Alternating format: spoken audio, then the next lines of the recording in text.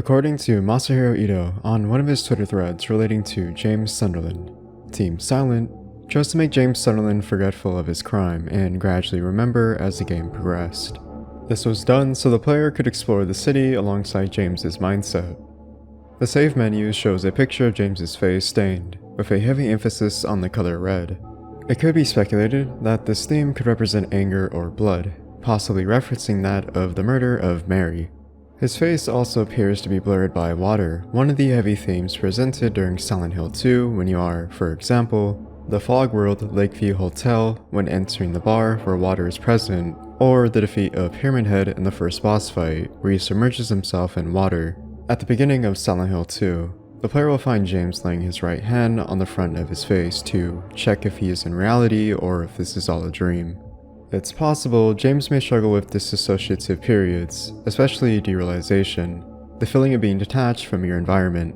Derealization inhibits symptoms of the following: perceiving your surroundings as dreamlike, unreal, distant, or distorted.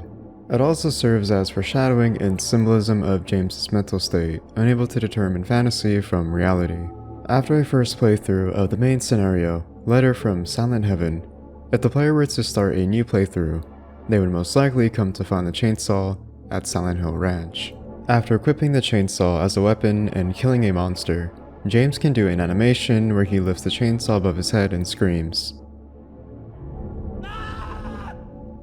If the player stands passively while idle with the chainsaw equipped, he will set it down blade first and lean on it like a cane. One of the more unheard of animations that players may not know about is that James can actually trip while walking about the environment during gameplay.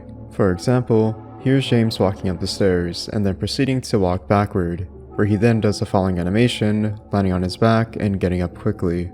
In recent theories, it can be speculated that because James had recently killed Mary, her corpse is actually in the trunk of James's car at the beginning of the game. The Book of Lost Memories, a secret item found in West Southvale, alludes to this and the novelization in this section. Justice, Book of Lost Memories, affirms this with the in-water ending. Furthermore, Masahiro Ito stated that he believed Mary's body was actually in the back seat of James's car. When questioned how James didn't notice her corpse, Ito replied that James had repressed the memory of her murder. James's voice actor, Guy Sihi, has added to Ito's statement, believing that having his dead wife in the back seat as he drives into the lake is more consistent with the common Japanese way of Miyori Shinju. The origin behind the name, James Sunderland, is most likely inspired by Jacob, from Jacob's Ladder, a film that has had a massive influence on Team Silent in the creation of Silent Hill 2, as well as their other games for the series. James appears to have many similarities to the film's protagonist, Jacob Singer, in that they both wear an M65 olive drab military jacket. They both grapple with guilt, lust, and lost marriage, and finally, the psychological horror of their own mental psyche. James's beta design depicts him with slicked back brown hair. This hairstyle resembles that of Harry Mason, the previous protagonist of Silent Hill 1. In the dog ending, it is revealed that James has a tattoo of a heart on his left arm. Funnily enough, this image would be taken out of context and be used as a meme within the Silent Hill community. When inside the Woodside Apartments, after receiving the pistol from the shopping cart, James eventually finds himself hearing a scream across the hallway on the second floor. When entering the room heard with the scream, there is a body of a man's deceased corpse sitting in front of a TV displaying static. In an interview with the game's art director, Masashi Sumboyama, in the documentary The Making of Silent Hill 2, states that the deceased corpse sitting in the chair is James himself, a figment of James's imagination. We can also get a clearer look at this deceased corpse by manipulating the camera, which shows more of the character model from the front view, affirming this statement. While in the Blue Creek Apartments, inside room 209, if the player listens closely to the audio, you can hear a whisper that says the following: "See my dead wife, and come home. Do some laundry, do some." According to Japanese translator Jeremy Balstein, when asked about the mysterious whisper in an interview, he believes it was just one of the voice actors talking to himself in the recording booth.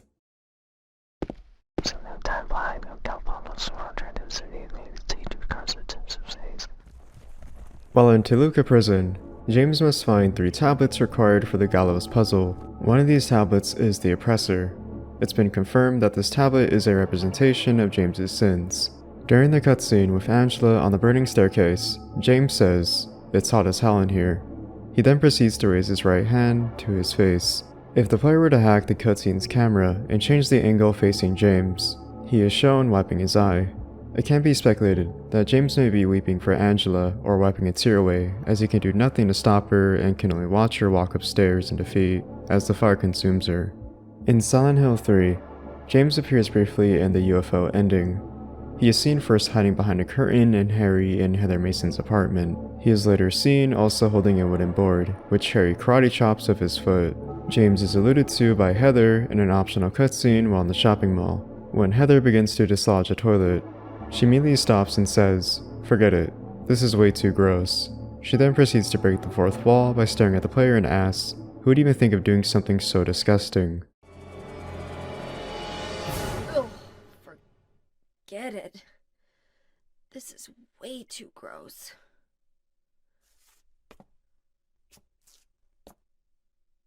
Who would even think of doing something so disgusting? This cutscene is a reference to when James is in the Blue Creek apartments and stumbles upon a toilet, where he puts his hand inside of it to get a passcode for the locker puzzle. In the Silent Hill Shattered Memories UFO ending, James is seen comically interrupting Cheryl Mason and Dr. Kaufman's appointment. He asks if he has the wrong day again for his appointment, to which Dr. Kaufman tells him his appointment is the following day. Once James leaves, Dr. Kaufman explains to Cheryl that James is one of his couple therapy patients, commenting on how he hasn't seen his wife in a while. A few seconds later, James can once again be seen spying on Mira the dog and the alien behind the chair as he peeks over.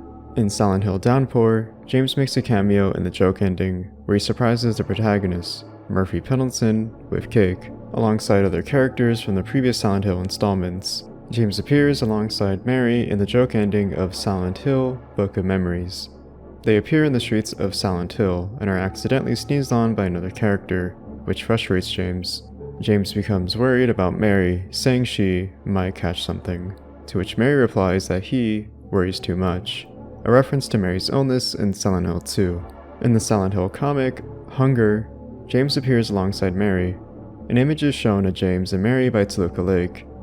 In the crossover with Dead by Daylight in Silent Hill, there is the Silent Hill chapter, featuring Cheryl Mason as the playable survivor and Pyramid Head as the playable killer. This features James Sunderland in later updates as an unlockable cosmetic skin for Cheryl Mason. According to the game's lore, James is transported into the Dead by Daylight universe by a creature known as the Entity and reunites with Pyramid Head. On the topic of Dead by Daylight, there was an infamous glitch that the player could receive with both the player models of Cheryl Mason and James Sunderland being combined together. In the now-defunct PlayStation Home for the PlayStation 3, James Sunderland can be seen as an unlockable avatar for the player to use. James appears in the Pachinko Packy slot game Silent Hill, an adaptation of Silent Hill 2. There's something so fascinating about game development, especially when you get to see footage of the developers themselves behind the scenes, giving concrete details about the amount of effort that goes into the game in question.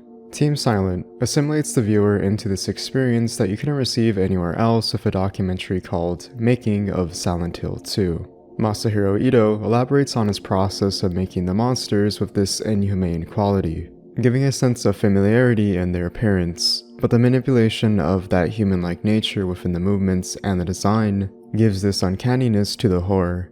Watching Akira Yamaoka build the sound design of the town of Silent Hill to make it come alive with this otherworldly and dreamlike atmosphere that is nothing short of memorable.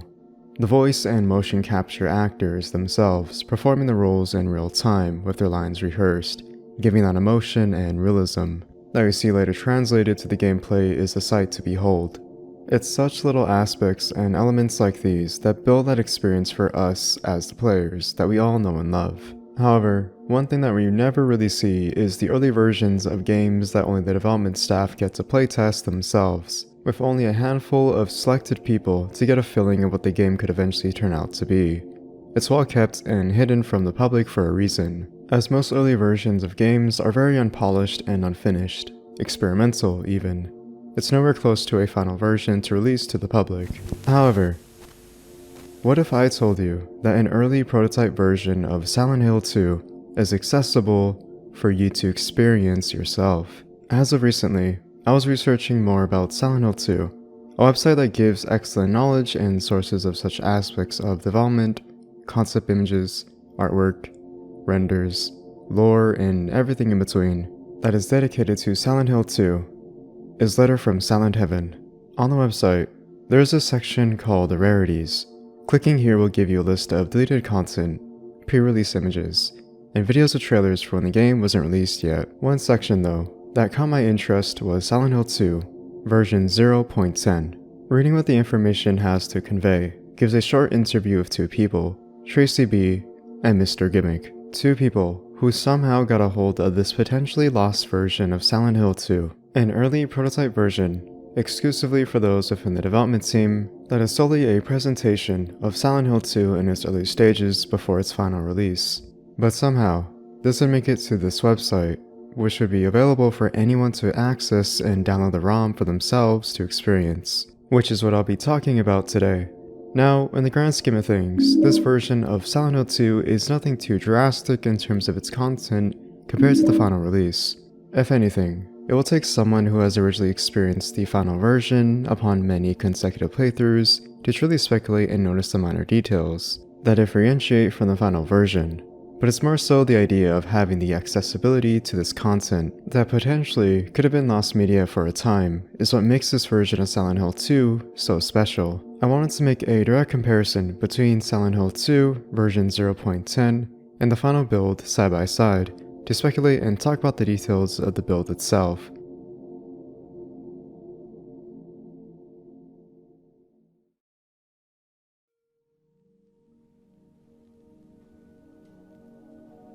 In the main menu in the early version, we see a purple arrow that is pointing at New Game or Option.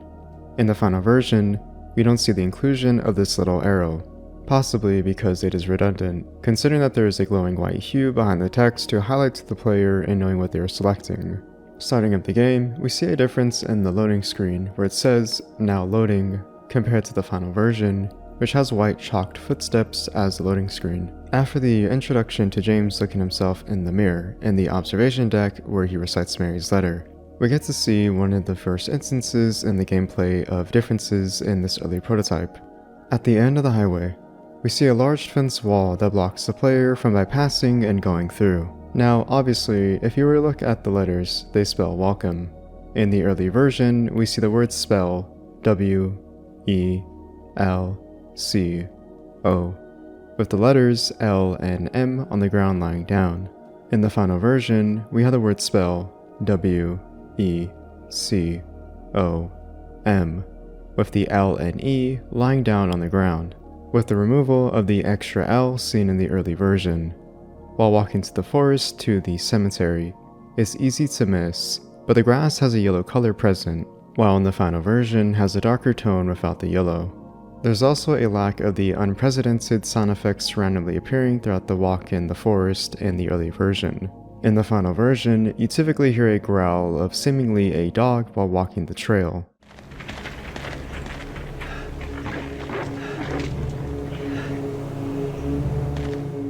While arriving in the town of Southvale, there's a missing first aid kit in the early version and instead replaced with a health drink hiding in the corner. In the final version, however, there is only the first aid kit on the table. Walking towards the alleyway to where the lying figure is headed to, you'll find that there is no health drink by the garage door on the sidewalk before arriving in the alleyway, and also close by it. The final version typically has both health drinks here by the garage shutters. While in the alleyway, there's a lack of health drinks that are accompanied by the red square to save your game on the table. In the final version, 2 of these health drinks are usually present. In the introduction scene of the lying figure, James comments by simply saying, "Oh," before being approached and then attacking the monster. In the final version, he says nothing. The biggest change I have come to notice is the radio message with Mary. Now, it still has a slight inaudible static that interrupts what Mary is saying, only giving hints of the words. But there's a huge spoiler in the subtitles that reveals early on that James killed Mary, with Mary saying, "James, why did you kill me?"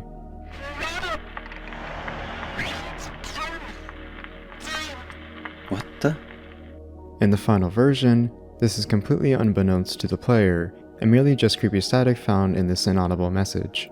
How about we take a second to look at the inventory menu? While here, we can see a couple of differences in the early version. For one, the map and memo are switched in different positions compared to the final version, where the memo is in the middle and the map is on the right.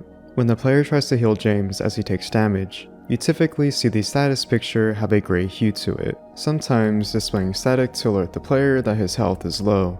However, in the early version, when we use a health drink here, there isn't a green hue to signify you're at full health. When undergoing combat with the lying figure, it has a noticeable lack of audio when it cries in pain as you attack it. When you attack the lying figure, it makes no sound other than the sound effects of the wooden plank when it makes contact with a monster.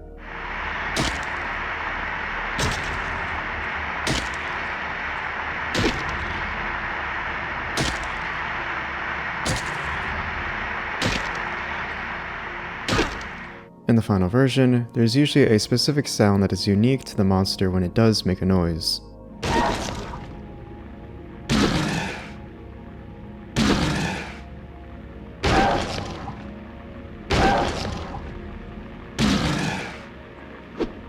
As you make your way to the deceased corpse at the end of the street, you'll see a different change in the camera angle when looking at the corpse. In the early version, you'll see the camera hanging over James, where it shows the corpse from the front view.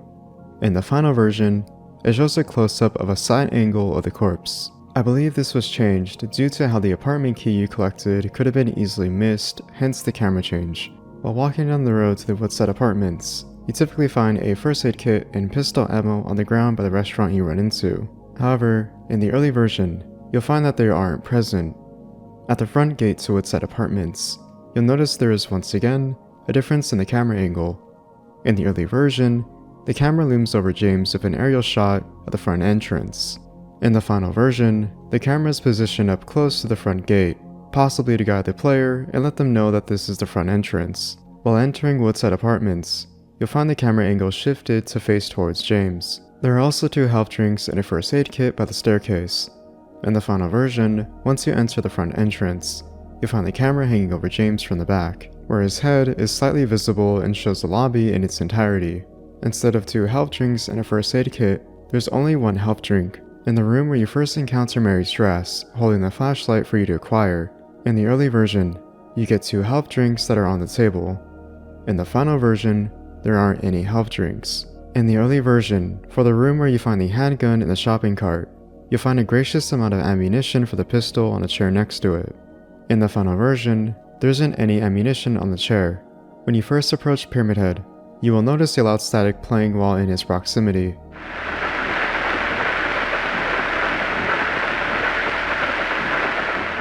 Usually, once you leave, it fades away. In the early version, it still plays even after Pyramid Head leaves.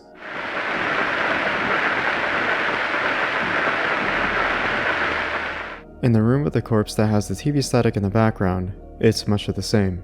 But there's a difference in the sound quality when it comes to the early version, which is higher pitched.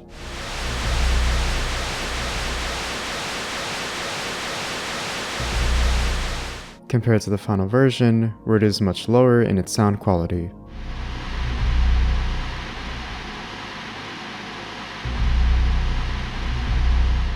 The cutscene of Pyramid Head and the 2 mannequins is also altered slightly compared to the final version. When Pyramid Head is seen abusing the mannequins, there's a shot in the early version where you can see the other mannequin in the frame lying down as Pyramid Head is dragging the other one with him. In the final version, the mannequin isn't seen in the frame. As Pyramid Head approaches the closet James is hiding in, James picks up the handgun to then fire at him. If you look closely, you'll notice that there is a lack of a white flash and smoke from the muzzle when James fires shots at Pyramid Head in the early version. In the final version, these details are added. James also whispers "shit" to himself after unloading a magazine into Pyramid Head in the early version. Shit. In the final version, he never says this.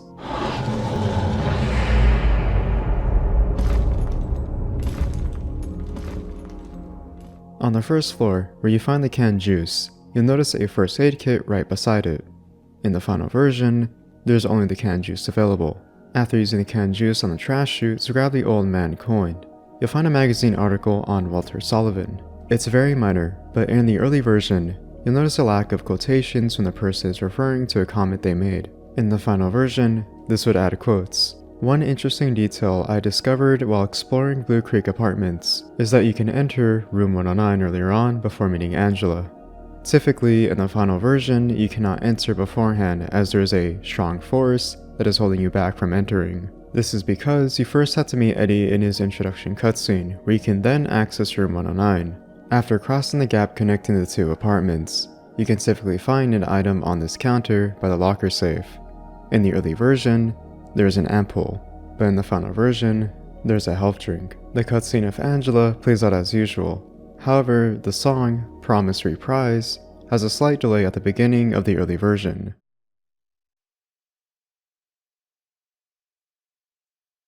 Oh, it's you.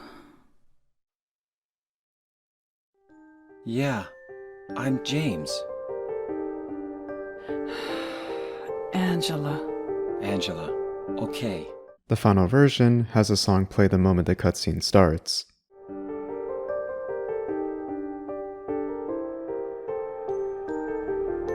Oh, it's you. Yeah, I'm James. Angela. Angela. Okay. When entering room 209, you'll find a difference in the atmosphere when looking outside of the balcony. In the early version, it is dark outside, as opposed to the final version, where it's still daytime, with the fog in the town still intact. The final change from the early version is the first boss fight with Pyramid Head. You get the cutscene where James stumbles upon him. However, before the boss fight would commence, this is, unfortunately, where version 0.10 ends, ending with the message, "Coming soon," then kicking you back to the main menu.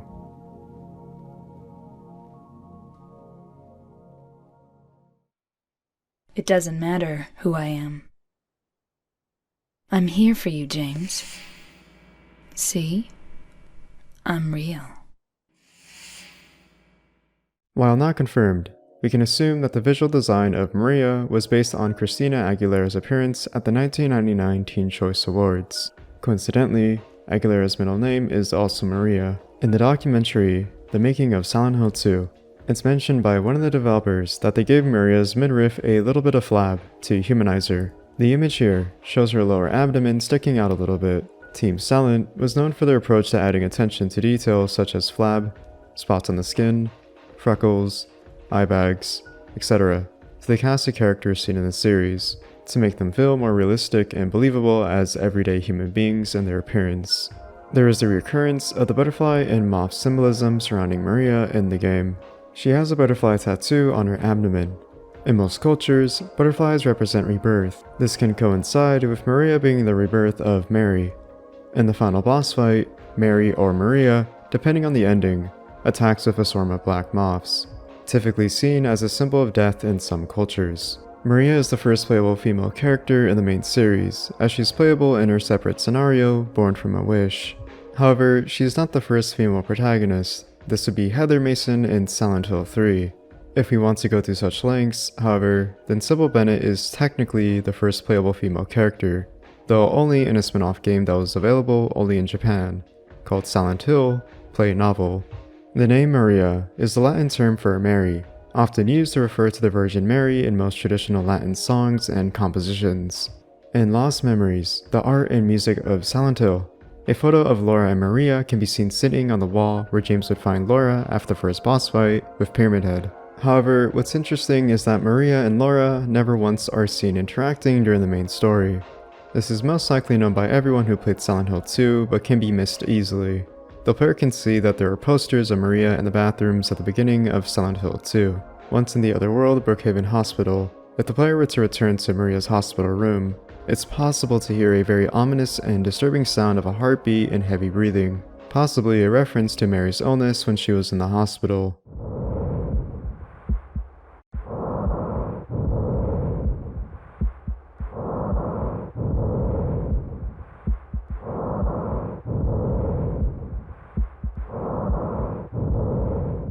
While in Toluca Prison, you at some point have to head to the gallows platform to solve a puzzle. There is imagery that shows two executioners wearing triangle-shaped helmets holding spears, with a person in the middle hanged by a noose. This is foreshadowing to Maria being killed by the two Pyramid Heads. If the player were to hack the game, it can allow Maria to accompany James throughout the rest of the game.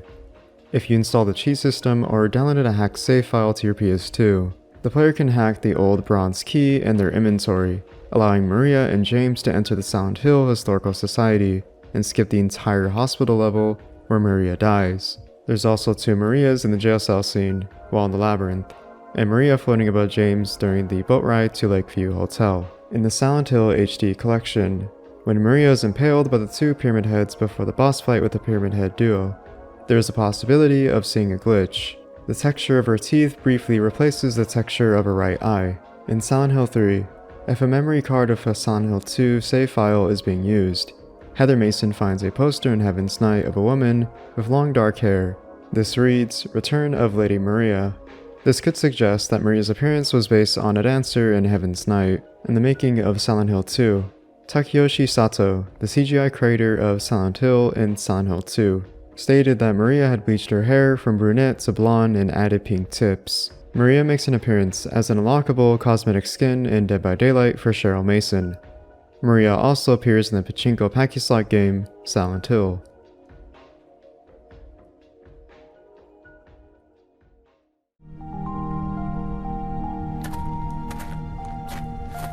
Excuse me, I'm sorry. I No, was it's just... okay.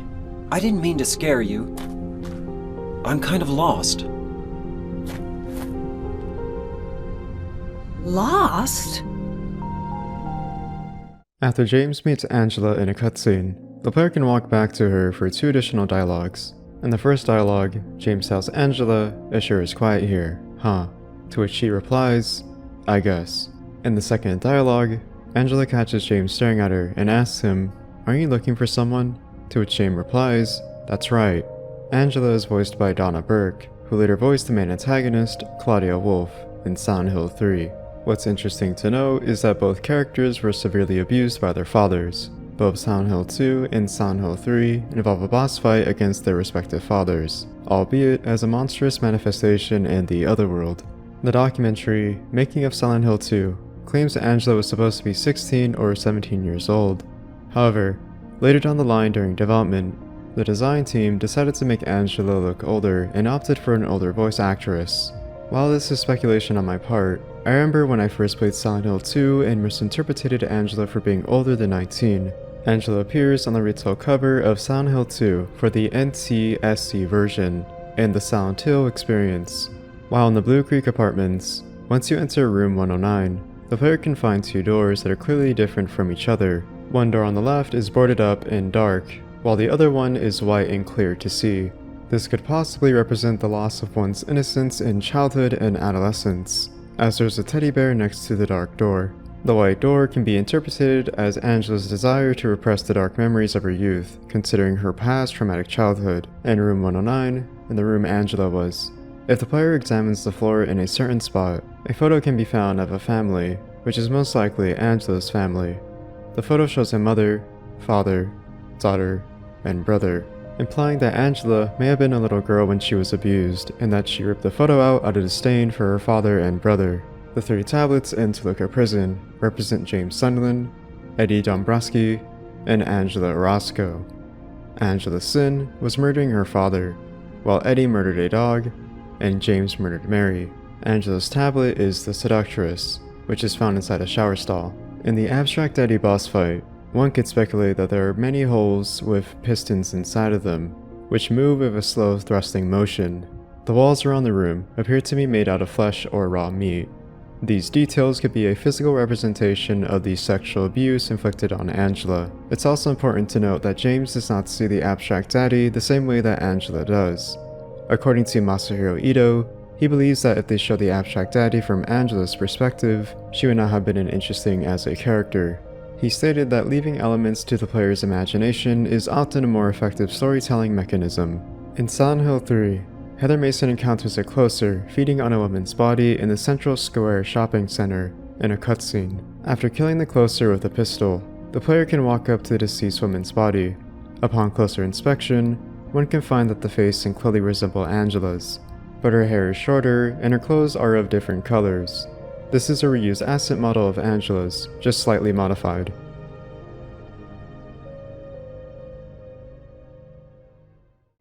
Bye-bye.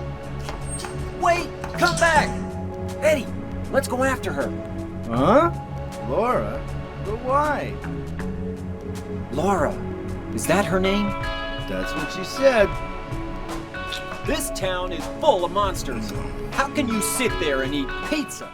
Eddie's last name is Polish. A common name is Jarabrowski, hinting that he may be of Polish descent. When the player first meets Eddie in the Woodside Apartments, once you enter the room he is located in, you can find a deceased corpse lying in the fridge, alluding to the idea that Eddie may have killed this unknown person. However, according to Masahiro Ito, Eddie only killed the dog and shot a person in the knee. The bodies that appear in his scenes are merely delusions. After the cutscene, when you are first introduced to Eddie, you can re-enter the room to find across the room where James first meets Eddie, a room filled with football posters. In this room, there's a poster that has "physical beauty" written on it. This most likely is a reference to themes of body image and body dysmorphia. Like the others, that being James and Angela, the tablet of gluttonous pig represents Eddie. This is likely due to his eating disorder with his obsession with food, as seen previously. In the novelization, as Eddie dies, there is a disturbing scene described to the reader that has a pack of 4 large dogs gathering around him, ripping at his torn stomach and pulling out his intestines. Eddie notes they are all the same as the dog he killed back in his hometown. However, it is unknown if this actually happened, or it's just merely a dying hallucination as James never comments on it in the novelization. Mira the dog is known to not like Eddie. When Eddie is shown during the credits of the dog ending, Mira growls at him angrily. This is possibly a reference to Eddie killing a dog, which is why Mira has a disliking to him.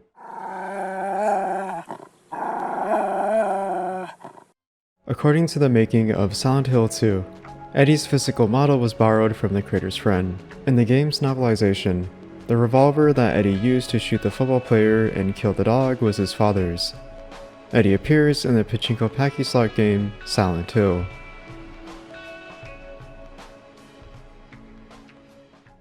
You! It was you, wasn't it? You're the one who stepped on my hand. I don't know. Maybe I did. What's a little girl like you doing here anyway? Huh? Are you blind or something? There's a high chance Laura's outfit was inspired by the character Casey Poe in the movie Con Air. Taking a look at both characters' outfits side by side, it's hard not to say otherwise. Laura may have a liking and fondness for teddy bears, and born from a wish, Maria comments about how Laura loves teddy bears. However, Maria quickly comments, "Laura, who am I talking about?" This alludes to how Maria has Mary's memories intact, even though Laura and Maria never once met. Before the boss fight with the flesh lips, James finds Laura playing with teddy bears. In the official Silent Hill 2 soundtrack, there's a song called The Reverse Will. If you were to play it in reverse, Laura recites a popular bedtime prayer. She says the following: "Now I lay me down to sleep. I pray the Lord my soul to keep. If I should die before I wake, I pray the Lord my soul to take." Take a listen for yourself.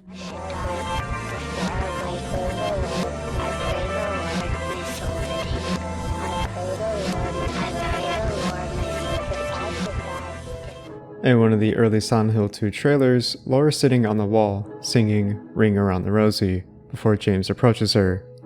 Elle Holloway from Silent Hill Homecoming was originally supposed to be an older version of Laura. She also would have worn James's jacket during the boat ride with Alex Shepard, the main protagonist. However, the idea was scrapped during production. Laura makes a cameo appearance alongside James, Mary, a bubblehead nurse, and Pyramid Head in the surprise ending of Silent Hill Downpour. Much like the other characters, Laura also appears in the pachinko packy slot game Silent Hill.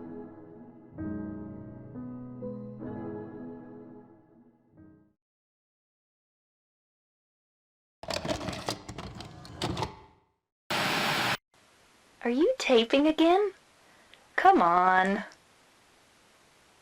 I don't know why, but I just love it here. It's so peaceful. You know what I heard? This whole area used to be a sacred place. I think I can see why. It's too bad we have to leave. Please promise you'll take me again, James. Both Mary and Maria are voiced by the same voice actress, Monica Taylor Hogan, which is why they both sound very similar if you listen closely to their voices. In my restless dreams, I see that town. Silent Hill. You promised you'd take me there again someday, but you never did.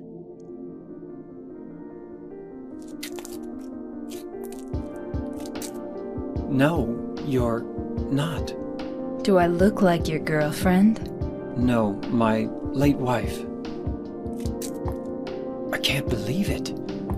You could be her twin. Your face, your voice, just your hair and clothes are different. My name is Maria. Mary is voiced by Mary Elizabeth McGlynn in the Silent Hill HD collection. According to McGlynn, she felt her voice was way too deep to play Mary, but producers casted her role anyway. McGlynn is also the lead vocalist in many of the Silent Hill soundtracks in the series. There's the possibility that Mary's outfit, alongside with Laura's outfit, was inspired by two characters in the movie Con Air.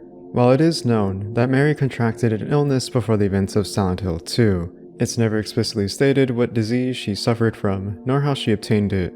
Looking at Mary's character model, we can get the impression that it caused lumps on her skin and hair loss. It possibly could be a form of cancer. The voice actor for James Sunderland, Guy Seehey, believes it to be melanoma.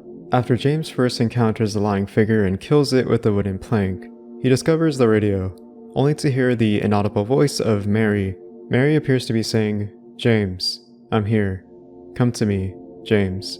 I'm waiting for you.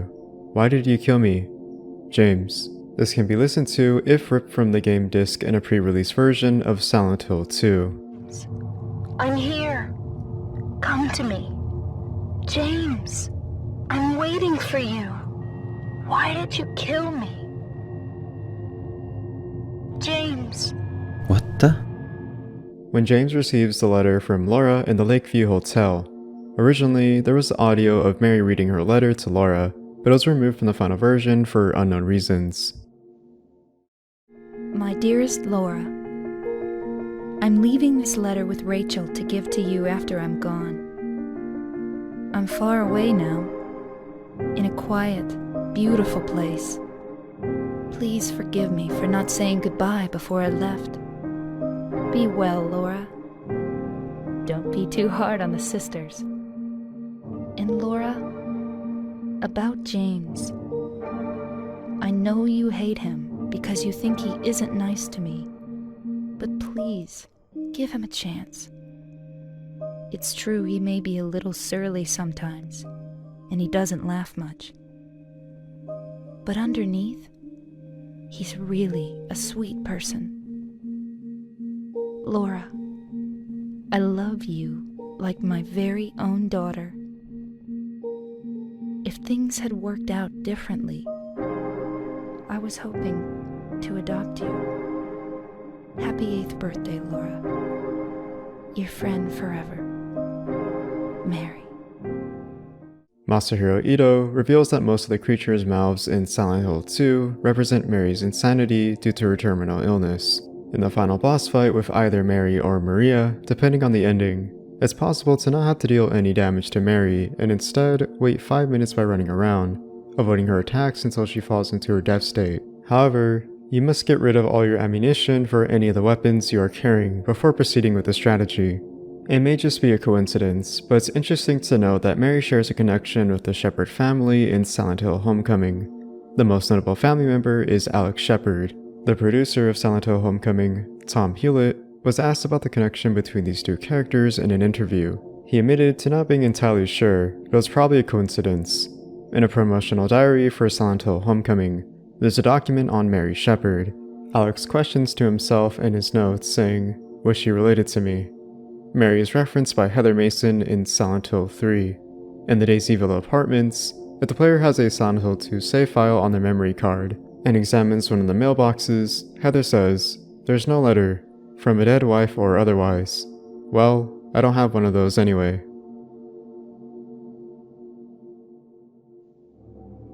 For being one of the most highly acclaimed and favorited title that is beloved by everyone who played it, there is surprisingly not much cut content I could find in Silent Hill 2. Rather, only a little bit of unused graphics, models, and a text are seen in the early version of Silent Hill 2. In the E3 2001 demo, there are unused graphics written in Japanese.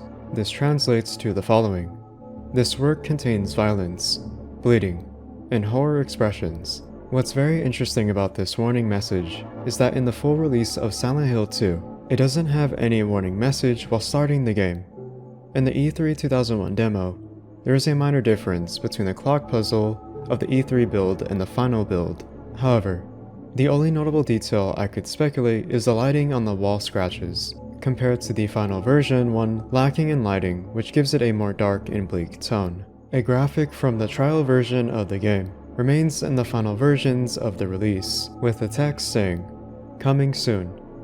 The earliest pictures and trailers for the marketing of Silent Hill 2 feature a different logo of the game's title. It looks very similar to the Silent Hill logo in the first game, with the exception of the color change having a light green hue. The logo would be changed to the logo we now know for how iconic it is. In the Lost Memories DVD, we have images of early beta builds of the main characters we see in Silent Hill 2, with different designs to their outfits. James Sunderland has the same outfit we see in the release of the game, but he looks more so akin to Harry Mason, possibly a placeholder until they got the correct character model they were looking for during development. Eddie, Angela, and Maria look strikingly different when it comes to their outfits compared to the ones seen in game. One thing anyone would notice is that they all have a blue color palette to their attire. This most likely changed due to the lack of identity in their character design, as they look too similar side by side without distinctive qualities. In the final release, they have their own unique and notable designs for their attire. Possibly, the most infamous piece of lost and cut content in Silent Hill 2 is undoubtedly Old Nelly Street. As the story goes, at some point during the production of Silent Hill 2, Konami released 5 preview pictures of the game. These pictures were of James and a lying figure wandering the streets of Silent Hill, which helped give an idea to the public of what the town would look like. One thing that all 5 pictures had in common was that the buildings shown were all on the same street. This would turn out to be Nelly Street, located in East South Vale in the final version. However, in the final version of the release, there are some of the buildings in those early photos that didn't make it into the game. We can get a mock-up from a previous user on the website, Letter from Silent Haven, painting an idea of where these unused buildings could have been, used in the town of Silent Hill with a map. The question on everyone's mind, I imagine, is what happened to the unused buildings on Old Nelly Street? Well, we don't exactly have a concrete answer to this, although we can speculate that the reason for this concept being cut is due to the PlayStation 2's limitations with its hardware. The polygonal count may have been too high for the PlayStation 2, which would sacrifice memory usage for other aspects of the game. Producer Akihiro Imamura confirms this PS2 memory issue in an interview with IGN. I quote, "A point which we are less happy about is that the PlayStation 2 memory amount is low. The memory amount is too low to place high-quality character models and textures. We had to go through extra struggles to obtain these images."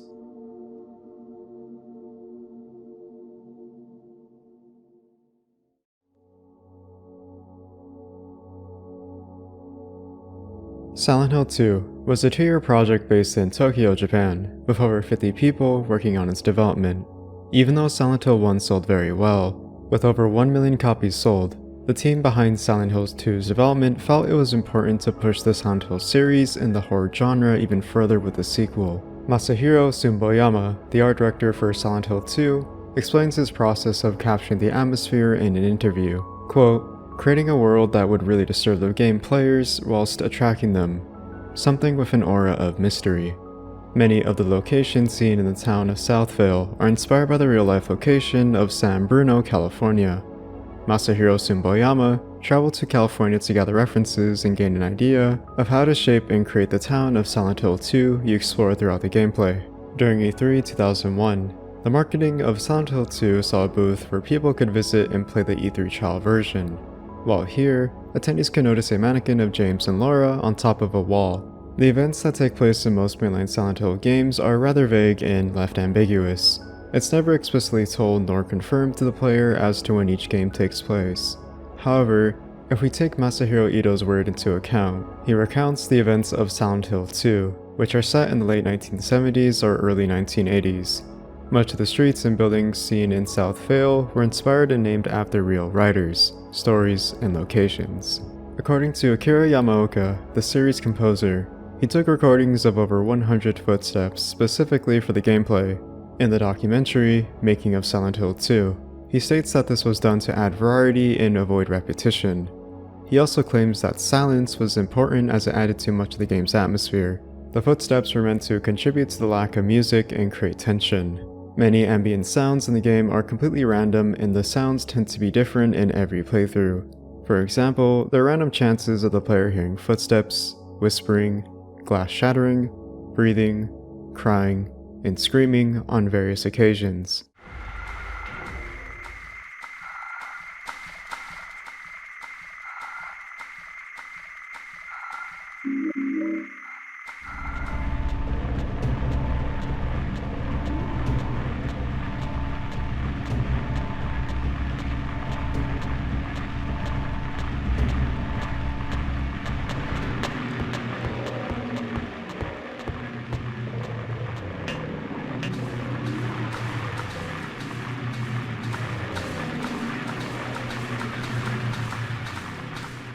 In the later half of development, Silent Hill 2 had some aspects changed or edited out entirely due to graphic violence or nausea-inducing scenes in gameplay. For example, James's original attack animations included dismemberment of the limbs of the monsters, but it was changed to melee and ranged weapon attacks. The cutscene where you first meet Eddie vomiting was initially more intense, both graphically and audibly. In the original version of the videotape James watches where it's revealed he killed his wife Mary, initially had an audio recording where you can hear Mary scream in fear and panic as she is suffocated by James. However, it was left out in the final cut of the game.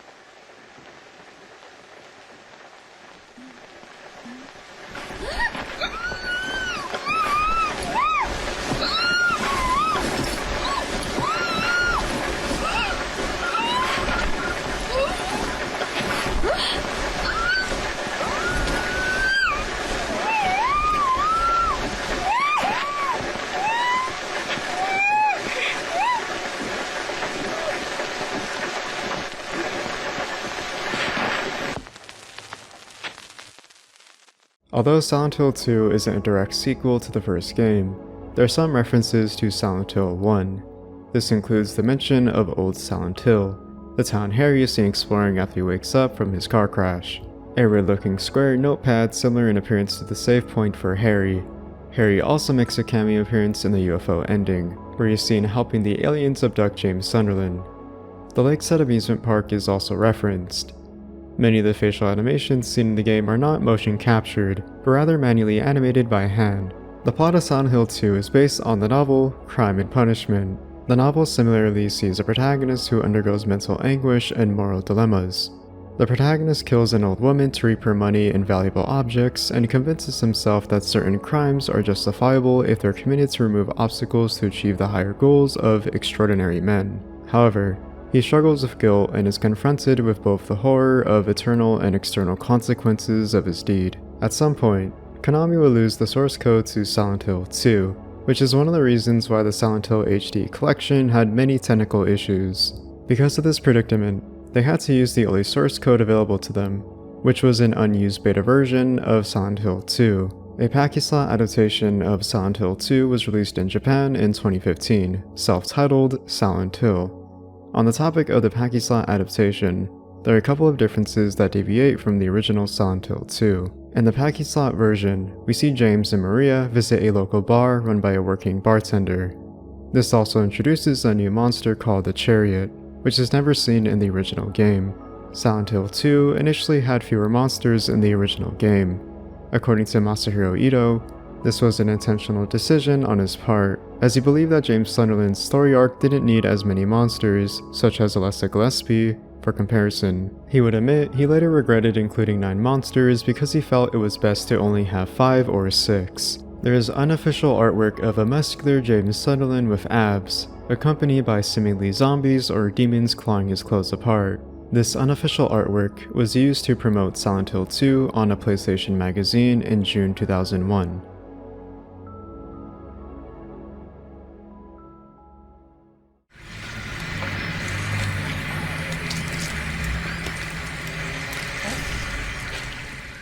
According to Masahiro Ito, the early design of the lying figure was inspired by BDSM fashion, and the final design was influenced by the works of Francis Bacon's paintings. He would go on to state that he created the monsters of Silent Hill 2 with human characteristics in mind, then separated the designs and animations to create an uncanny valley effect. This can be seen in the movements of the lying figure. The movement of the lying figure was inspired by one of his co-workers wearing a jacket while walking to work one day. Masahiro Ito created a lying figure variant that seems to have a pyramid head-like attire in the back of its clothing and wear high heels. The corpse in the alleyway where James obtains the apartment gate key eerily resembles a lying figure, albeit wearing clothing, upon closer inspection. In the Silent Hill Historical Society, there's a painting titled Death by Skewering, depicting lying figures being impaled by tree branches. While in the other world, if the player attempts to revisit the underpass where you kill the first lying figure, the area will be blocked off by police tape. In the art of Silent Hill, there's an image of beta lying figures where they seem to have mouths. In the final version, they don't have any. If we take a look at the models of lying figures, they have zippers on their heads. In Silent Hill 3, there's a creature briefly seen near an elevator. This creature reuses assets from a lying figure. The mannequins look like they resemble the dolls by Polish/German artist Hans Bellmer when compared side by side. However, Masahiro Ito stated that his inspiration for the mannequin came from monsters in traditional Japanese folklore, although he wouldn't specify which one in particular. Originally, the mannequins were only intended to appear in the cutscene where Pyramid Head abuses them when James stumbles upon the act. However, they would later be integrated as enemies that appear in gameplay. After meeting Maria at Rosewater Park, if the player were to immediately head toward the direction of Silent Hill Historical Society, you would audibly stumble upon these 2 mannequins who would jump out of the bushes and attack James and Maria. In the book manual for Silent Hill 2, there's an image that shows James carrying Mary in the halls of Toluca Prison. Above them is surreal imagery of thousands of mannequins floating and making contact with the ceiling. In the early sketch of the flesh slip, the flesh slip's mouth was instead a protuberance. It can be speculated that the flesh slip resembles the artwork of Francis Bacon, a known influence on Masahiro Ito. In Francis Bacon's artworks, he usually places subjects in geometric cages with deformed appendages. Masahiro Ito revealed that the flesh slip is inspired by Isamu Noguchi's death lynched figure, and Joel Peter Whitkin's photograph Man with No Legs. The flesh slip would later make an appearance in the spin-off title Silent Hill Book of Memories. The flesh slip would act as a recurring enemy in gameplay. A bit of an oddity when it comes to the monsters of Silent Hill 2 are the creepers. They don't have much of an overarching relevance to James Sunderland, symbolically speaking. According to Lost Memories Silent Hill Chronicle, the creepers in Silent Hill 2 are potentially derived from the power of the town itself, a lingering effect from the previous events of Silent Hill 1. Alessa Gillespie had a dislike of insects, which would be manifested by the town of Silent Hill. It's important to note that the creepers are not among the 9 monsters manifested from James Sunderland's mental psyche. Masahiro Ito points out that the inclusion of the creepers was a homage to the first game. According to the Book of Lost Memories, the Mandarin symbolizes feelings of anguish and helplessness. For this reason, they're not permitted to stand above ground, but rather hang underneath mesh gratings. The novelization also mentions they originated from a desire to escape. In Silent Hill 3, there's a similarly looking monster that shares similar characteristics to the Mandarin. This monster would be the Closer. According to Masahiro Ito, the reason they look similar is because the Mandarin was one of the most underrated monsters of Silent Hill 2. When asked about how this could conflict with how James Sunderland or Heather Mason could share similar monsters, he states that their appearance was not just dependent on the person, but that the power of Silent Hill also had some input on the design of the monsters. During Silent Hill 2's development, there was the idea that the Bubblehead nurse's face mask was intended to burst like a balloon when receiving damage to the head. This ultimately would be scrapped. Their weapon was also going to be a blood transfusion stand. However, the change would be made to the Bubblehead nurse carrying their signature weapon of a pipe, a homage to Harry Mason, as one of his main weapons is a pipe as well. In Silent Hill 3, the Bubblehead nurses would once again reprise their appearance in Brookhaven Hospital when playing as Heather. When asked why the Brookhaven Hospital nurses in Silent Hill 2 and Silent Hill 3 are distinct from one another, rather than looking like the design from Silent Hill 2, Masahiro Ito replied, because they had different protagonists. In the E3 trailer for Silent Hill 2, the Bubblehead nurses can be briefly seen in the streets of Southvale during the Fog World segments. This would not include them in the Fog World in the final game. Masahiro Ito drew inspiration for the design of the Bubblehead nurses' attire from The Exorcist 3, Jacob's Ladder, and BDSM bondage outfits. A Bubblehead nurse costume could be purchased as a avatar skin in the now defunct PlayStation Home. Masahiro Ito would make alternate variations of the Bubblehead nurses in his artwork. This artwork is called Acid Bubblehead Nurse. This artwork is called Bubble Twin Tail Nurse.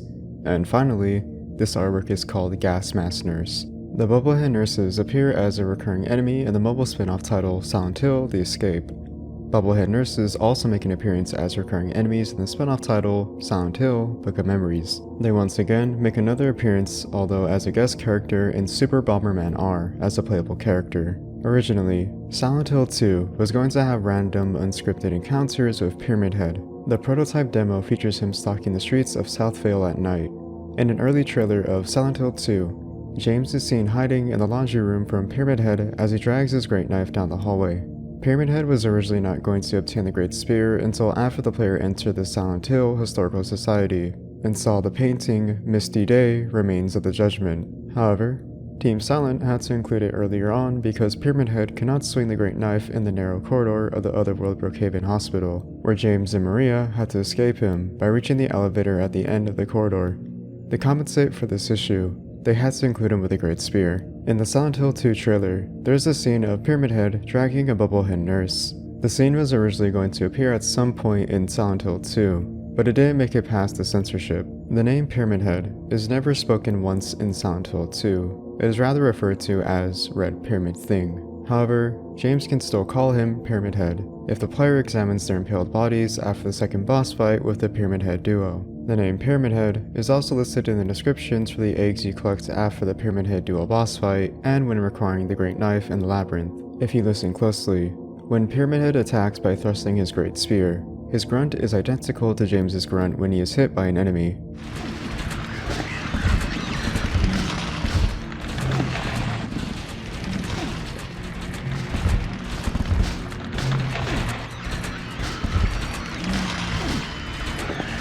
If the player positions a lying figure in front of Pyramid Head, he will attack it.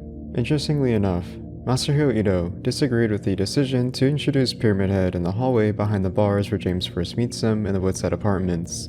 He instead preferred to introduce him in the mannequin scene where James hides in the closet. In Silent Hill 3, there's a figure resembling Pyramid Head that appears in the Creation painting. Supposedly, this was a production mistake from the painter, as he didn't consult the core team members about this inclusion. In the Pyramid Head duo boss fight, it's possible to kill both Pyramid Heads simultaneously with a Great Knife, if positioned correctly. However, it's no easy feat and very hard to perform. The 3-minute short film titled Fukuro, which is Japanese for bag or sack, is a disturbing and surreal animation of notable monsters from Silent Hill 2. It features Pyramid Head and a lying figure. The main character, the Fukuro lady, interacts with them in disturbing graphic positions. It also features monsters that didn't make it through the final development, as seen here from early sketches, originally intended for Silent Hill 2. To put it lightly, it's nonsensical and doesn't have much of a plot to follow, mostly just body horror that is realized through the surreal and disturbing imagery. According to Masahiro Ito, he states that the meaning behind the film is his imagination of the womb in an abstract nature.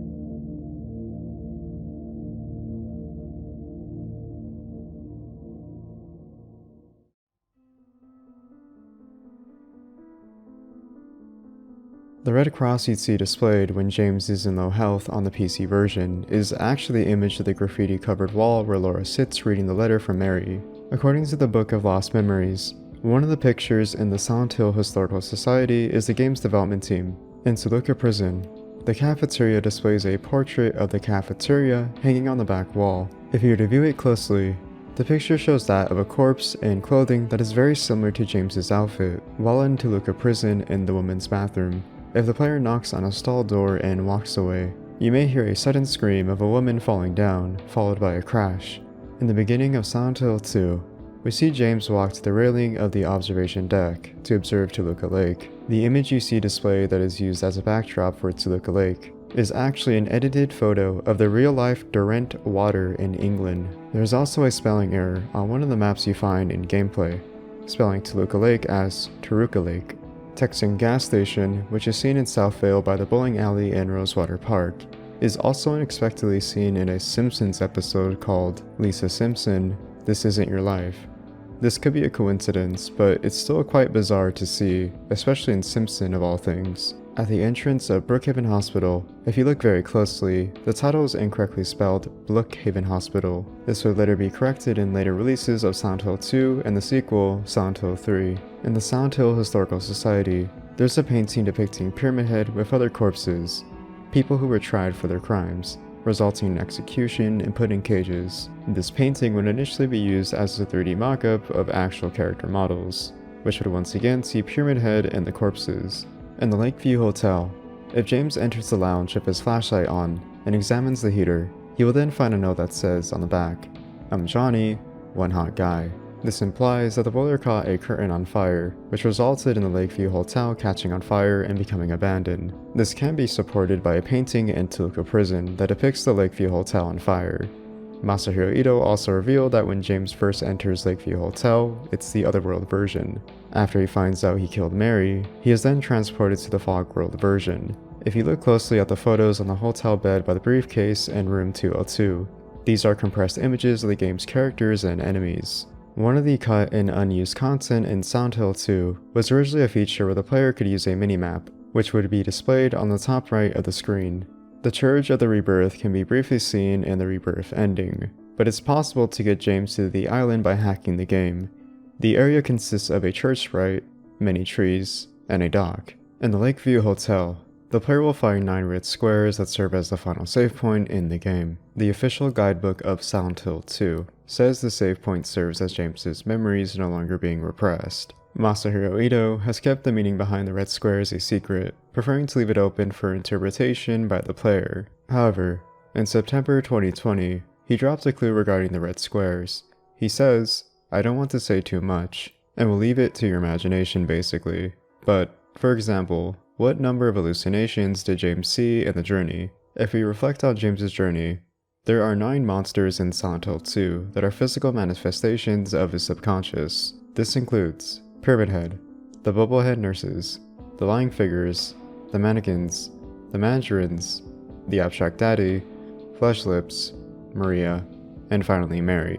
Before the development of Silent Hill 2 was underway, there was a short demonstration demo that was used by Team Silent to show Konami the significant improvement in technical hardware that the PS2 provided. This demo shows an animation of Sybil Bennett from Silent Hill 1 walking around Cafe 5-2. This gave a better idea of what the team could work with such new graphical advancement in the PS2, that would eventually carry over to the development of Silent Hill 2. Originally, the logo of Silent Hill 2 was based on the logo from Silent Hill 1. It looks identical in its font, with the exception of the color hue being light green. This would later be changed to the logo we all know now today.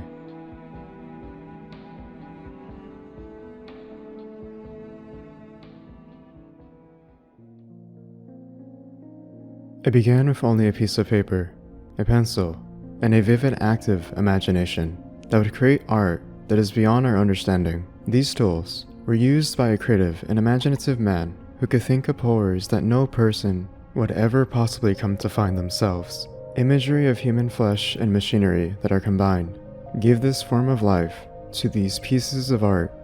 Within these paintings, we can come to find a disturbing aura that surrounds it.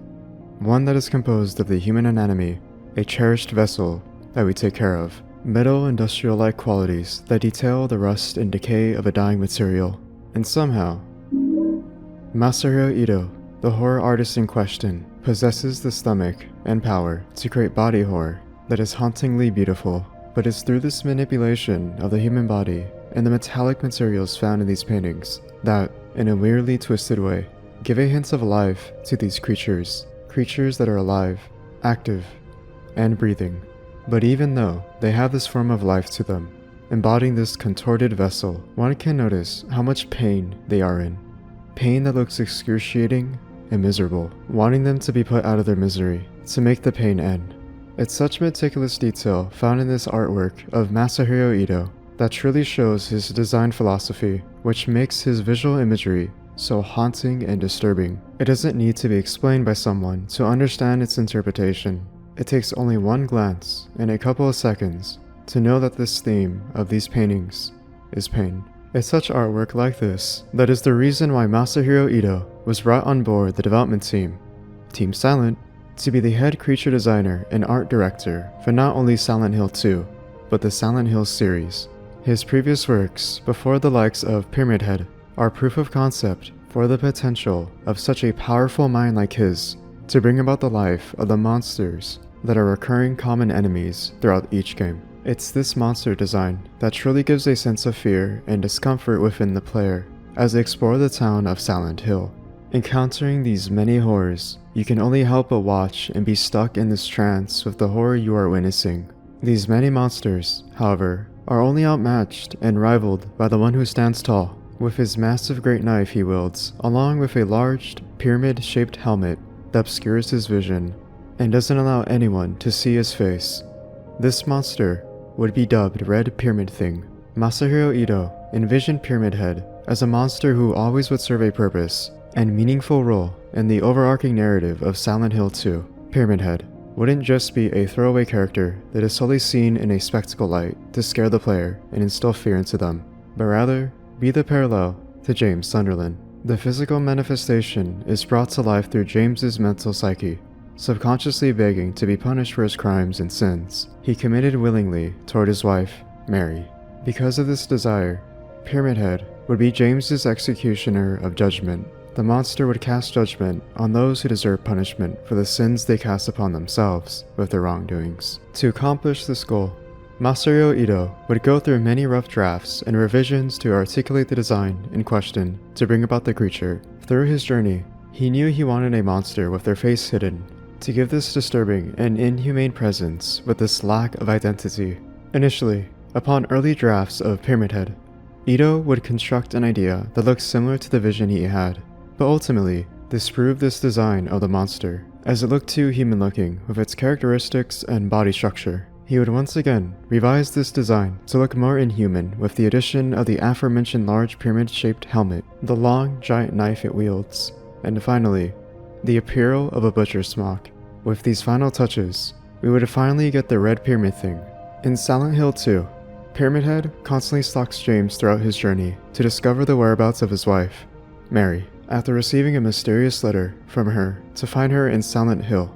The first encounter of Pyramid Head would be in the Woodside Apartments. His introduction is unexpected as he is lying behind a fenced barred wall that blocks him from reaching James. While knowing you are safe, you can't help but feel this ominous and foreboding presence from the monster as it watches you without moving or making any noises. But we eventually get a clearer idea of the monster's actions and motives when encountering him in this room where he is assaulting another mannequin. It comes off as graphic and disturbing with its forceful nature, which confirms your suspicions about the inhumane qualities it presents. It's a masterfully done scene how it raises the stakes by forcing James into the closet to feel helpless and vulnerable, in contrast to its more profound and grandiose appearance that belittles you. The next time we see Pyramid Head is once again in the Blueside Apartments, with him assaulting another mannequin that James stumbles upon. With no other option but to back out and flee, he must confront the monster and fight. It's a great boss fight because of how enclosed and claustrophobic the setting is, forcing the player to manage under pressure while not receiving damage from the great knife Pyramid Head wields. It creates this panic when the knife slashes down where it barely misses you while running to the opposite side of the room. When you do eventually use all of your rounds with the pistol towards Pyramid Head, he leaves by submerging underwater You should feel this sense of victory, but it's rather questioning if he can even die, if he is immortal. With Maria, you run through a maze in linear hallways away from Pyramid Head to reach the end to escape in an elevator. James makes it, but unfortunately, has to witness Maria die right before him. One of the 3 occurrences where James has to be subjected to this eternal suffering of watching Maria, a physical construct of James's imagination of his late wife that idolizes his version of Mary, coming to die. We see the appearance of the stalker enemy in the Silent Hill Historical Society, with a painting depicting him as the executioner who passes down judgment. The imagery conveys the many corpses of those in cages as he stands tall and proud with his spear. In the labyrinth, you happen to find a great knife for you to take as a weapon that can be equipped and used, as well as the appearance of Pyramid Head that you can find yourself running into. Again, paying tribute to the title of the executioner as he stalks James periodically throughout the game. The final time we witness Pyramid Head is with 2 of them standing side by side with Maria, trapped and chained to a bed upside down. James pleads to both Pyramid Heads to not let her die, but of course, this is dismissed and he once again has to see Maria be killed. Built up with shame and sorrow, James breaks down in defeat, lamenting to himself for the crimes he committed. Finally comes to an understanding of the purpose of Pyramid Head's existence, warranting this punishment by witnessing Maria's death, projecting the sin of killing his wife Mary as a reminder of the inhumane act he has done. But through this understanding comes his acceptance of the grief and pain that he inflicted upon himself, and coming to terms with letting go and moving on. And after such a long battle, the Pyramid Heads don't die by James's hand, but rather commit the act of ceasing to exist themselves, showing that their existence is no longer needed and their purpose has been completed.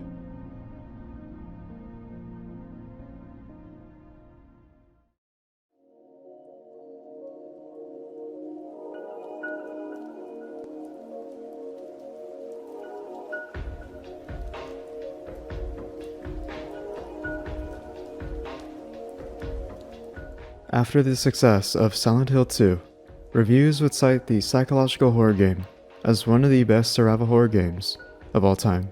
With over 1 million copies sold, it only made sense that Konami would capitalize on the success with further sequels, spin-offs, and other media that featured anything relating to Silent Hill as a franchise. But one thing that caught the eye of many who played the game was undoubtedly Pyramid Head. Because of his appearance, it was apparent that he made a prolific introduction as one of the most memorable and iconic survival horror monsters that can be compared to the likes of Nemesis from Resident Evil 3 or the Scissorman from Clock Tower. It was only inevitable that Konami would want to further this interest by capitalizing on the success that Silent Hill 2 brought and bringing along the monster that has a striking future ahead of him.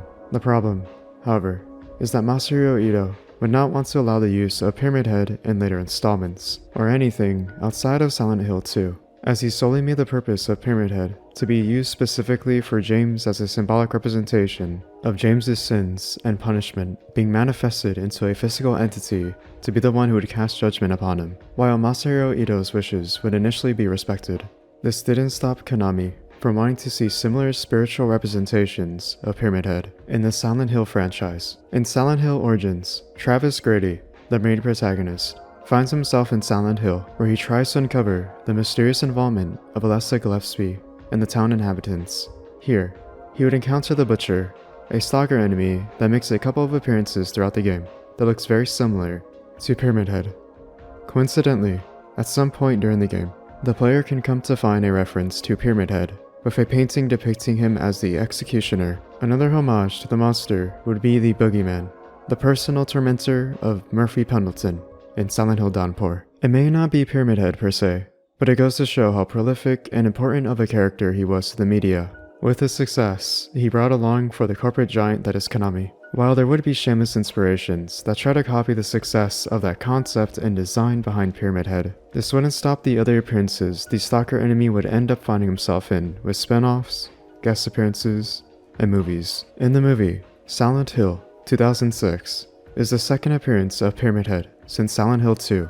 Featured as a minor antagonist in the movie, he is shown a couple of times, tormenting the inhabitants of the town of Silent Hill. In one scene, he is shown to be executing the town's cultists and chasing after Rose Da Silva, the film's main protagonist, and Sybil Bennett, They hide in the janitor's closet as they desperately try to avoid his attacks with the Great Knife. If we take a look at the design of Pyramid Head, one can immediately notice the difference in comparison to the one in Silent Hill 2. This version of Pyramid Head has a more triangular shaped head that isn't a helmet but rather a basin. The base of the helmet is made to be more practical with sharper corners. He lacks his wardrobe with the butcher's apron, rather seen shirtless, expressing a more muscular stature to come off as menacing. According to the film director, Christoph Gans, they wanted to adapt him to have a game-accurate appearance, but the helmet for a human to portray was impractical, so they went for a more practical design with the basin.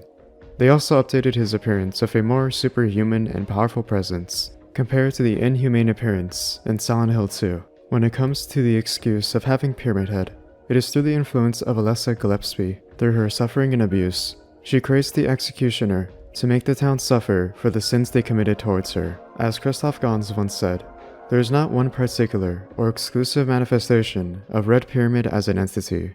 In the 2007 spin-off, Silent Hill: The Arcade would be a departure from the typical survival horror gameplay mechanics we've grown accustomed to with the previous installments, but rather a light gun rail shooter when it comes to its gameplay design. As in the spirit of a rail shooter, it would be solely intended for releases specifically to arcades. While in gameplay, it requires the utmost reflexes with the fast-paced movement seen in many of these games, having players use the railgun that comes with typically unlimited ammunition to use against enemies, seen previously in the Silent Hill franchise. In terms of Pyramid Head's appearance, I can only find images of him that feature his usual iconic design that is reminiscent of Silent Hill 2.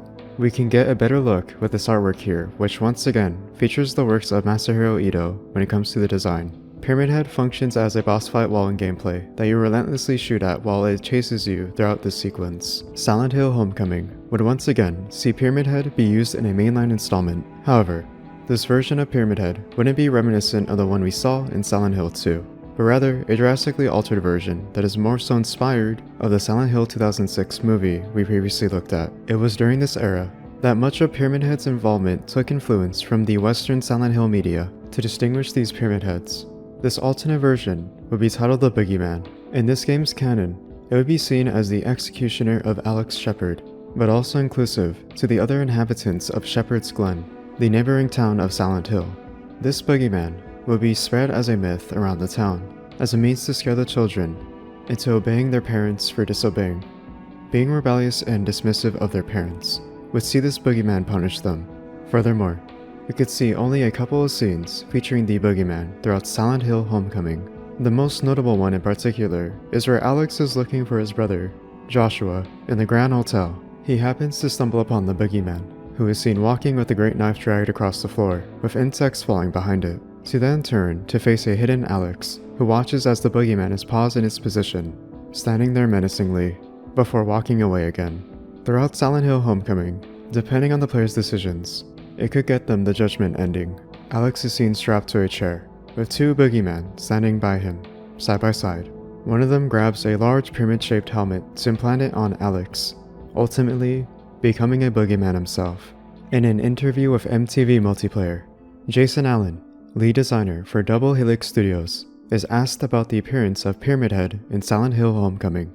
At the time of the game's release, it was met with mixed reception, leaning towards negative. Pyramid Head's inclusion was met with criticism from fans of the franchise, as it was outside of its intended purpose, specifically for James Sunderland. Wanting an explanation and a reasonable answer, this is what Jason Allen has to say. I quote, "We were interested in exploring the nature of Pyramid Head. Placing him within Homecoming wasn't a decision that was taken lightly. If we could not create a consistent reason for his presence, then we would not put him in at all." In Silent Hill 2, Pyramid Head represents James's desire for punishment. But you could say that all creatures in Silent Hill are some form of emotional manifestation. In Homecoming, we try to maintain that same resonance. In Homecoming, he was the embodiment of a myth that parents started to keep the children out of trouble. On another level, he's also the accretion of the activities going on in the town of Shepherd's Glen. Pyramid Head's last appearance in a mainline entry would be Silent Hill Downpour. While not bearing any relevancy to the overarching narrative, he does make a cameo appearance in the joke ending, along with other characters seen previously throughout the franchise, such as James, Laura, Heather, and a bubblehead nurse, Pyramid Head wields the Great Knife as a tool to cut the cake, possibly one of the most wholesome moments throughout the series. Silent Hill Revelation would be the follow-up to Silent Hill 2006. It would once again reprise the appearance of Pyramid Head. In this instance, Pyramid Head would be rewritten in his role as a savior of Heather Mason, as opposed to his previous role as the executioner. During a prison riot in Brookhaven Asylum, Heather is forced to fight off and flee from the other prisoners, trying to drag her into their cells. As if on cue, Pyramid Head would come to her rescue to save her by slaughtering the other prisoners. Later on, in the finale, Heather is cornered and threatened by Claudia Wolf, leader of the cult, The Order. This hostile encounter beckons Pyramid Head to once again be called upon to Heather's aid to fight off Claudia's monster form, the Missionary, ending in Pyramid Head being victorious and leaving. One very interesting thing to note in the reasoning behind Pyramid Head's involvement in Silent Hill Revelation is how misguided and a haphazard attempt at reincorporating his involvement once more. In an article with Bloody Disgusting, it covers an interview with the film director Michael J. Bissett. When asked about the role of Pyramid Head, he shows a lack of understanding of not only his character, but also the meaning behind him, seeing him as more of a slasher horror star that would be associated with that of Pinhead from Hellraiser. Seen as a representation of masculinity, at least to Michael J. Bissett, expressing how much of a cool monster he is, that couldn't be untouched and had to be reused once again. Seen merely as a poster boy for the Silent Hill franchise, Pyramid Head would make another appearance in the last spin-off title of the series, Silent Hill: Book of Memories, a role-playing game that was the first in the franchise, incorporating a primary gameplay focus of dungeon crawling and co-op multiplayer. In-game, players could come to stumble upon Pyramid Head as one of the enemies that attack the player. He also has a Pyramid Head mask, which is one of the unlockable accessories you can purchase to customize your character and wear. Over the next decade, Silent Hill would cease to stop any and all production when it comes to future mainline titles for the foreseeable future, as Konami would departure from making video games, and instead favor delving into the mobile game market as it was very popular in its infancy for the time. Because of this, Silent Hill would be indefinitely put on hiatus for many years to follow. This would all change one day, when a certain livestream, the Silent Hill Transmission, would be a comeback for the franchise. This would announce 5 projects that would see eventual releases later down the line. However, the 2 things of interest for this topic in particular that revolve around Pyramid Head are Silent Hill 2 Remake and Return to Silent Hill. Silent Hill 2 Remake will be fully developed and recreated from the ground up, remade to capture the original Silent Hill 2 for a modern generation. In 2022, Konami released a teaser trailer, giving a glimpse of a modernized survival horror experience for fans who grew up with the original, and for modern audiences who get to finally experience Silent Hill 2.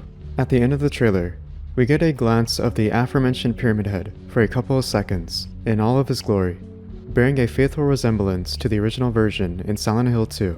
Return to Silent Hill, a movie adaptation of Silent Hill 2, would once again see a glance of Pyramid Head, albeit a sketch of his design, via a storyboard during the trailer.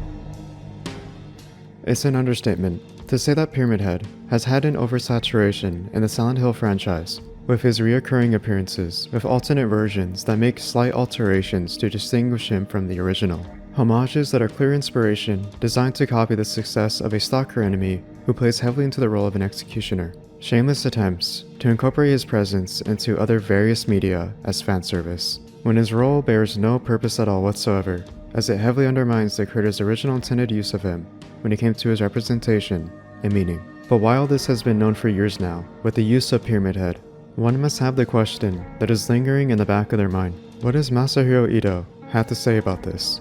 Well, looking at a couple of quotes from the man himself, I found his thoughts about the overall use of Pyramid Head in various media pretty blunt and straightforward. When asked about Pyramid Head's involvement in the Silent Hill 2006 movie and his depiction by the director, Christoph Gans, alluding to this version of Pyramid Head taking influence from the Egyptian god of death, this is what he has to say. I quote, They really misunderstood Pyramid Head. I designed that only for James. Another example that voiced his frustrations was Dead by Daylight, which crossed over with Silent Hill to create the Silent Hill chapter. This chapter would feature Pyramid Head as a killer the player can play to hunt down and kill other 4 survivors before they can restart the generators to escape. This Pyramid Head would take heavy inspiration from the source material, that being from Silent Hill 2. While this did have good intentions, Masahiro Ito thought otherwise. On the contrary, Masahiro Ito suggested that an alternate version of Pyramid Head could have been used as a killer, instead of the design used in Silent Hill 2 as, once again, it was specifically designed for James Sunderland. Masahiro Ito suggests an alternate version of Pyramid Head that he made years prior, called The White Hunter, part of a 6-page comic written and illustrated by himself. I quote, "The original Pyramid Head was a character I designed for James, but this White Hunter was another Pyramid Head that was not for James originally. To me, if the White Pyramid Head joins Dead by Daylight as a killer, it's more than welcome, because I designed that for such a use." What cemented Masahiro Ito's feelings on Pyramid Head, however, is in a tweet he made in 2022. He would tweet a single sentence that was very blunt and honest about his thoughts and feelings towards Pyramid Head. I quote, "I wish I hadn't designed Pyramid Head." From these words alone, I can't help but feel sadness by this. What was originally meant to serve as only a one-time use of a character that had depth to its overall meaning would go on to be overused and marketed to capitalize on its success for mere profit and nothing more. What started as humble beginnings in designing a monster would turn into despite and resentment over his creation. But one thing that is certain is that Pyramid Head would go on to be one of the most memorable survival horror monsters in history. As the release date of Silent Hill 2 Remake becomes more imminent and only builds our ambitions and expectations, we can only speculate and give our thoughts on what is yet to come, with such information we have. However, there has been information regarding Silent Hill 2 Remake that has slowly become either lost to time, forgotten, or never heard about before.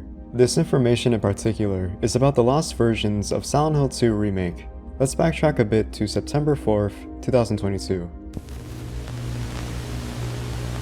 In a message thread on Reset Era, there were leaked images of allegedly Silent Hill 2 Remake by Dusk Golem, a popular leaker who has built quite a reputation for themselves when it comes to video games and leaking documents and information about them. In these images, it shows in-game captures of James Sunderland roaming through different areas of Brookhaven Hospital. In the first image, we see James Sunderland walking through a hallway that is dimly lit and obscures much of his player model. In the next image, James is seen equipped with a wooden plank. As he is equipped, he confronts a bubblehead nurse who comes around from the corner, assumingly dragging a pipe, a weapon the bubblehead nurse is commonly associated with, behind her as she walks forward. The last image that was leaked is James standing in a room with a bunch of files, documents, and notes on a table along with a typewriter.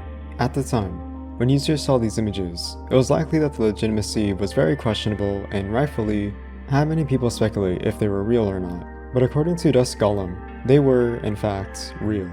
Dusk Golem says, they're real, but they're not even close to the final product. These are from an internal pitch demo from Blooper before they got greenlit. So it's literally a no-budget proof of concept thing, rather than a final product. Just keep that in mind. Out of everything that could have leaked, this isn't actually what the final game looks like. Dusk Golem cites more proof of evidence with a leaked document presentation that gives an overview, gameplay features, and prediction of financial earnings/costs of a project for a potential Silent Hill 2 remake. What's interesting about this leaked document, however, is that the 3 images we saw previously would end up being locations that we see in the final version of Silent Hill 2 Remake. If we take a look at the gameplay trailer that was released a month ago on May 31st, we will see the locations that were shown previously, such as this frame where James is walking down the hall with Maria. As James walks slowly on the 2nd floor of Brookhaven Hospital, he witnesses a bubblehead nurse come out from the corner to proceed to walk across the room without noticing him. And finally, the same room where we saw a bunch of documents scattered across the room. As to what would happen to this proof of concept demo, it would most likely be scrapped entirely or repurposed to be used as a basis for the final version of Silent Hill 2 Remake. Now, it would seem like a trail would run cold and end here, but actually, there is a cancelled version of Silent Hill 2 Remake that is more unlikely to be heard of. On the contrary, to having this leaked on a message forum by a leaker, this would shockingly be revealed by Konami themselves.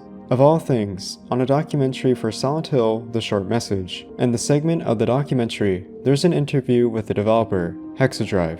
more specifically, the level design director, Rika Miyatani. In this interview, Miyatani goes into detail about her role with a short message, saying that she was in charge of creating an outline for the playable sections in the gameplay, giving lots of depth to the creative process of how they come to incorporate such mechanics and systems into the gameplay for the experience they are trying to aim for. The topic of interest, however, comes with a question for Miyatani when asked how she got involved with the short message. She reveals that initially, Hexadrive proposed to Konami a potential Silent Hill 2 remake. Beforehand, Konami would reach out to the developer for porting the Silent Hill games onto modern platforms. Naturally, Miyatani and her team were ecstatic about the opportunity but wanted to truly show their potential by developing a mock-up demo. We then get around 40 seconds of in-game footage of Hexadrive's pitch demo for Silent Hill 2 Remake. In this demo, we see the title screen, with the title itself paying tribute to the font of the original along with Letter to Silent Heaven. We then see James walking from the 3rd floor to downstairs. The next shot shows James on the 1st floor, presumably in the lobby of Woodside Apartments. If we pause the frame, we can see that James has his patches, which are not seen in Blooper Team's version of James Sunderland.